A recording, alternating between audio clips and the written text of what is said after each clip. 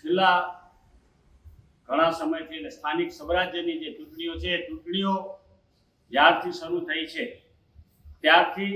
ભાજપ અને પોલીસે ગઠબંધન કરી લીધું હોય એ રીતની સ્થિતિ અત્યારે ગુજરાત અને તમામ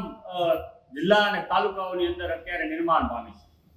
ભાજપ અને પોલીસ ગઠબંધન કરીને અમારા જે આમ આદમી પાર્ટીના કાર્યકર્તાઓ છે જે ઉમેદવારી કરી રહ્યા છે, ઉમેદવારી ફોર્મ જેવો ભરી નાખ્યા છે, એ લોકોના જ્યાં નામ જાહેર થયા છે એના નામો લઈ અને એમને ડરાવવાના, ધમકાવવાના, ઉમેદવારી ફોર્મ પાછી ખેંચવાના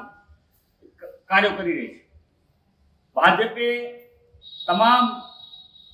એની જે નીતિઓ રીતિઓ જે પણ છે, બંધારણ છે, સંવિધાન છે, આ તમામથી ઉપરવટ જઈ અને પોલીસ સાથે ગઠબંધન કરી અને ડરાવી ધમકાવી અને ચૂંટણીઓ જીતવા માટેનો જે કારસો કર્યો છે,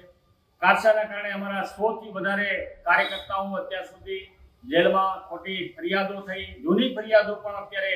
એને કાઢી અને નવી ફરિયાદો પણ બનાવી અને કોર્ટ કચેરીના ધક્કા ખવડાવવા, પોલીસ સ્ટેશને આખો દિવસ બેસાડી રાખવા,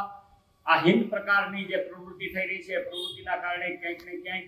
આ લોકશાહી જે છે ખતમ થવા જઈ રહી છે.